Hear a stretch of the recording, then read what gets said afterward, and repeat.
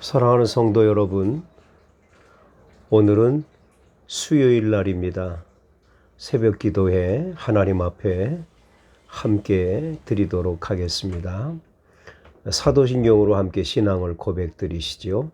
나는 전능하신 아버지 하나님, 천지의 창조주를 믿습니다. 나는 그의 유일하신 아들, 우리 주 예수 그리스도를 믿습니다. 그는 성령으로 잉태되어 동정녀 마리아에게서 나시고 본디오 빌라도에게 고난을 받아 십자가에 못 박혀 죽으시고 장사된 지 사흘 만에 죽은 자 가운데에서 다시 살아나셨으며 하늘에 오르시어 전능하신 아버지 하나님 우편에 앉아 계시다가 거기로부터 살아있는 자와 죽은 자를 심판하러 오십니다. 나는 성령을 믿으며 거룩한 공교회와 성도의 교제와 죄를 용서받는 것과 몸의 부활과 영생을 믿습니다. 아멘. 오늘 우리에게 주시는 하나님 말씀은 신명기 22장 13절로부터 30절까지 말씀입니다. 좀 긴 성경인데요. 제가 다 읽으면 시간이 좀 많이 걸리니까요.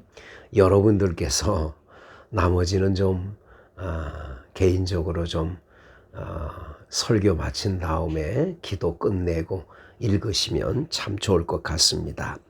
제가 22절까지 봉독해 올리도록 합니다.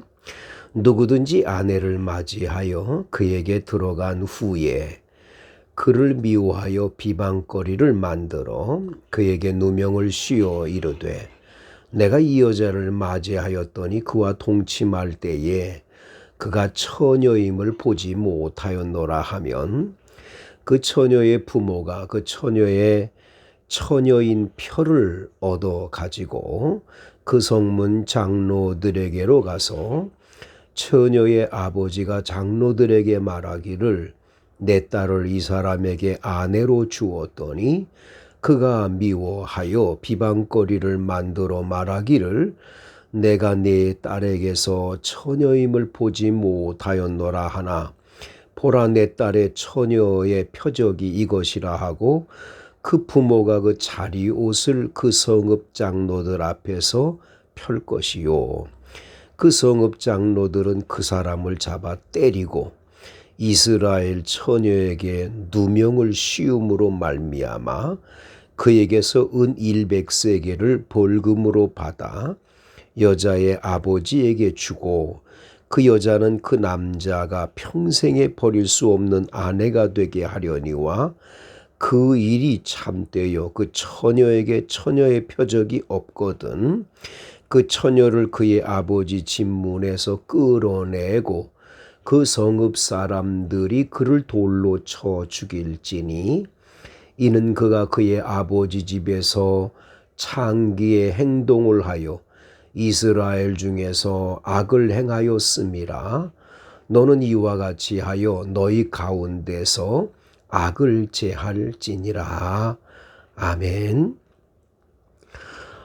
오늘 본문 성경 말씀은 이 13절부터 30절까지의 내용이 순결에 관한 법을 말씀합니다. 순결하다. 순결이라는 말은 처녀가 시집을 가기 전에 그 몸을 깨끗하게 지키는, 그래서 결혼식을 하고 난 다음에야 비로소 신부로서 어머니로서 한 남편의 아내로서의 길을 걸어가야 되는 것을 말씀을 해주고 있는 거죠. 특별히 오늘 성경에서 두 가지를 말씀합니다. 한 가지는 순결한 그러한 처녀가 시집을 갔는데 남편이 그 아내를 싫어해서 거짓말로 내가 이 처녀인 줄 알고 데리고 와서 첫날 밤을 치루었는데 보니까 이게 처녀가 아니더라. 이래가지고 거짓 누명을 씌워가지고 처녀가 억울한 일을 겪게 되었을 때 그 신부가 그 억울한 일을 당했을 때 그냥 그치면 안 되잖아요. 그러면 친정 부모님들이 바로 첫날 밤을 치룬 그 자리옷을 가지고 장로들에게 찾아가서 보여주면서 내 딸을 이렇게 억울하게 했다. 그렇게 말하면 그 남편 되는 사람을 잡아서 장로들은 때려라. 매우 때리라고 말을 합니다. 그리고 그 처녀되지 아니한 여자를 네가 데려가서 결혼을 했으니까 평생을 곁에 두고 아내로 삼아야 된다는 법을 말씀을 해 줍니다. 그런데 그 남편 되신 분의 말 그대로 처녀인 줄 알고 데리고 와서 첫날 밤을 치렀는데 처녀가 아니었단 말이죠.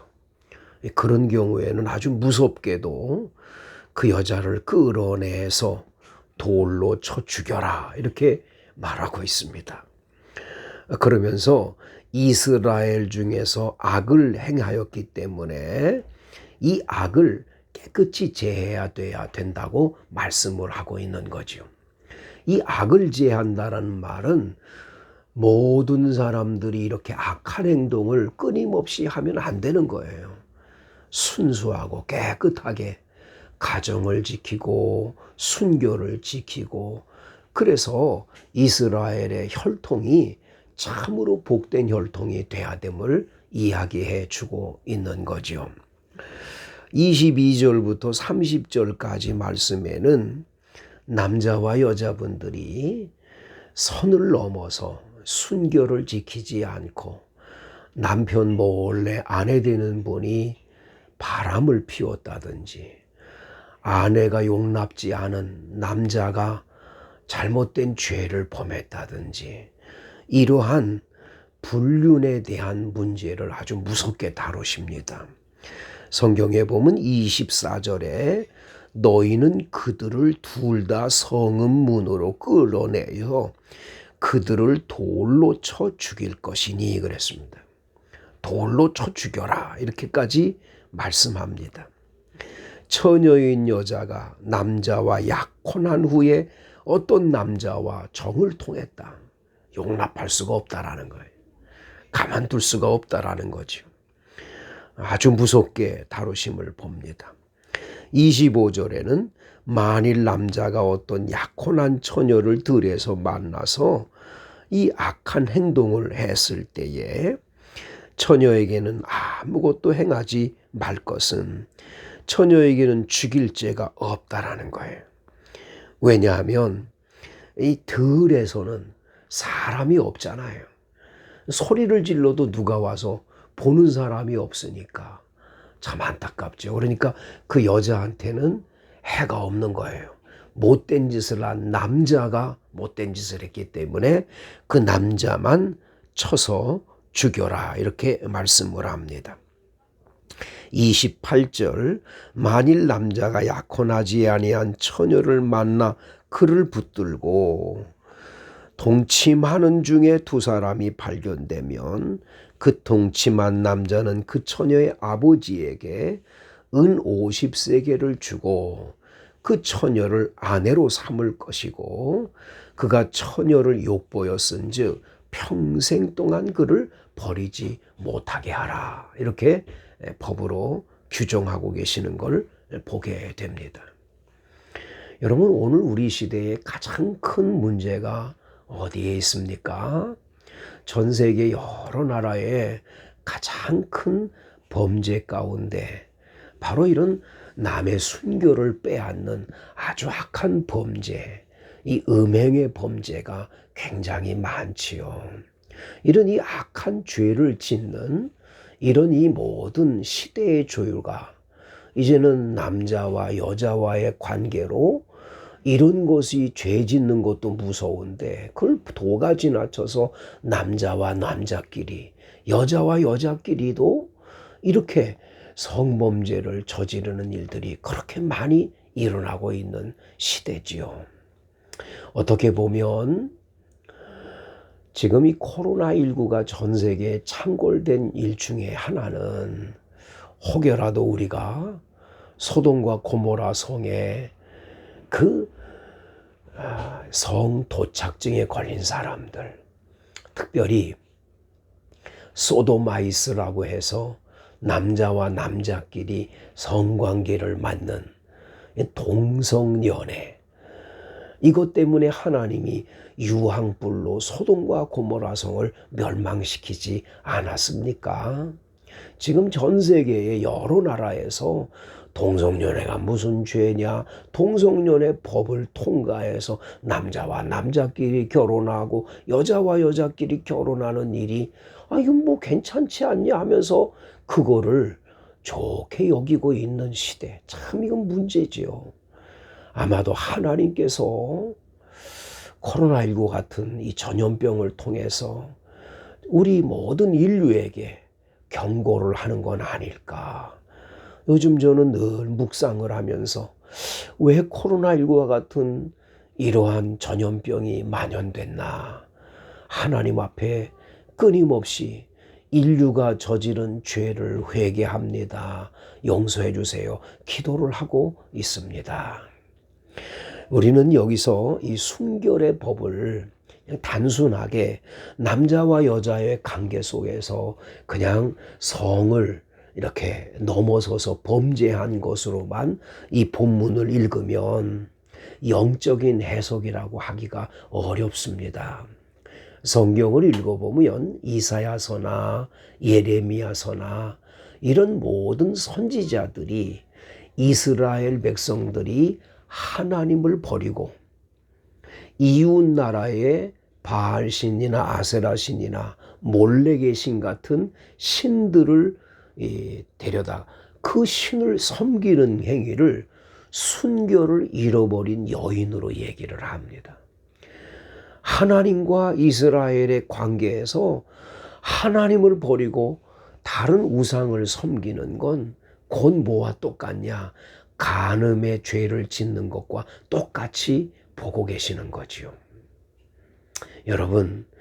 여러분들과 제가 예수님보다도 돈을 더 사랑한다든지, 예수님보다도 여러분께서 명예를 더 사랑한다든지, 여러분들이 예수님을 믿는다 하면서 예수님을 헌신짝 버리듯이 버리고 다른 걸 또 좋아한다. 그것은 여러분 뭐와 똑같냐?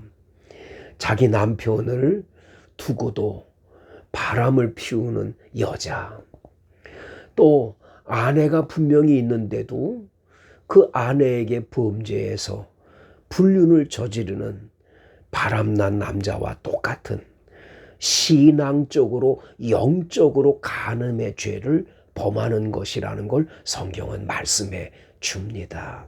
그래서 우리는 항상 매일매일 새벽마다 하나님 앞에 점검을 하나 꼭 해야 합니다. 그것은 내가 주님보다 더 사랑하는 건 없나? 주님 사랑한다 하면서 아직도 주님보다 더 사랑하는 것이 있다면 우리는 영적으로 간음의 죄를 범하게 되는 거지요. 우리나라에 기가 막힌 역사에 있었던 신사참배라는 게 있었어요. 일본 사람들이 자기네 나라의 신사, 그거를 온 조선 사람들도 같이 매일매일 낮 정오 12시만 되면 그 신사 앞에 가서 모든 백성이 절을 하도록 만든 거지요. 그때 당시에 기독교인들이 여러분이 계셨는데 그 신사참배는 우상숭배다. 절대로 그거는 하면 안 된다. 그건 배도 행위고 그 신사라는 건 분명히 일본 사람의 신인데 그 신 앞에 어떻게 우리가 절을 하냐. 신사참배를 반대하는 일들이 계속 일어났지요.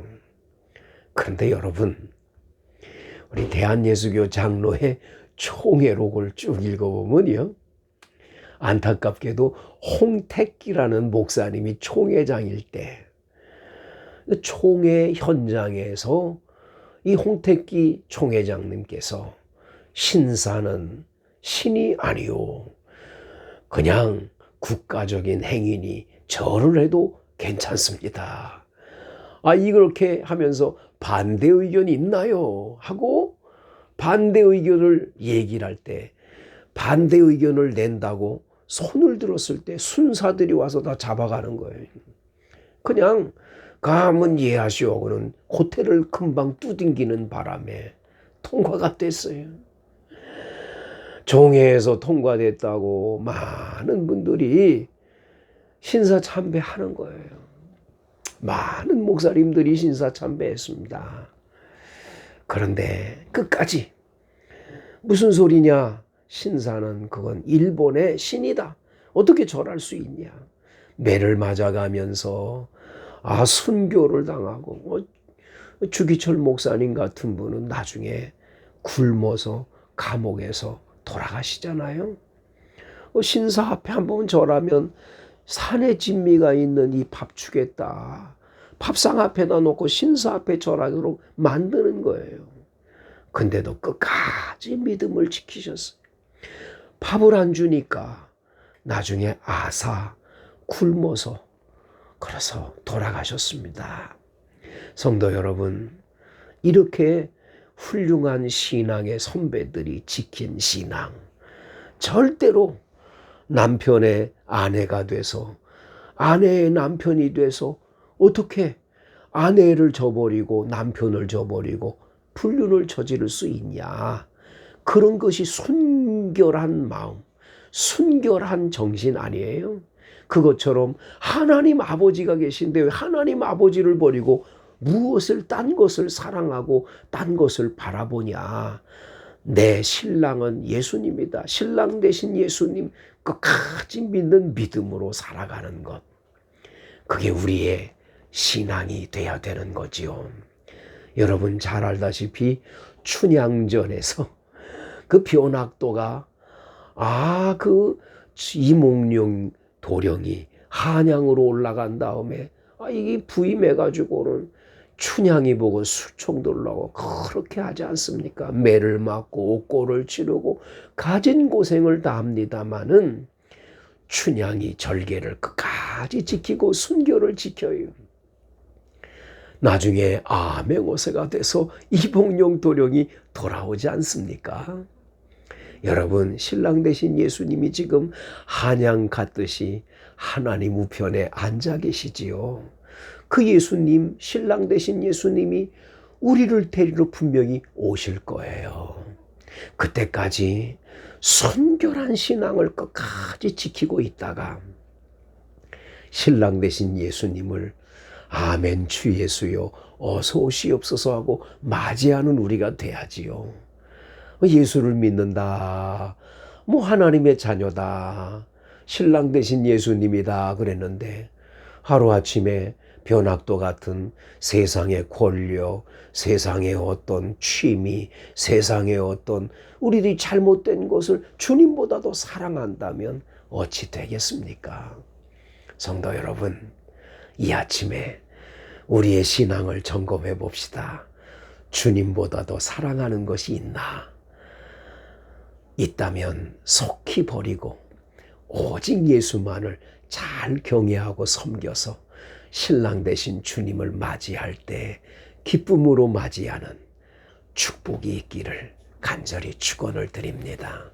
하나님 아버지, 세상이 온통 주님보다도 더 사랑하는 것에 대하여 끊임없이 하나님 아버지 이 모양 저 모양으로 우리들을 어지럽히고 또 어렵게 하는 시대입니다. 끝까지 순결한 신앙을 지켜가게 하옵소서. 예수님 이름으로 기도하옵나이다. 아멘.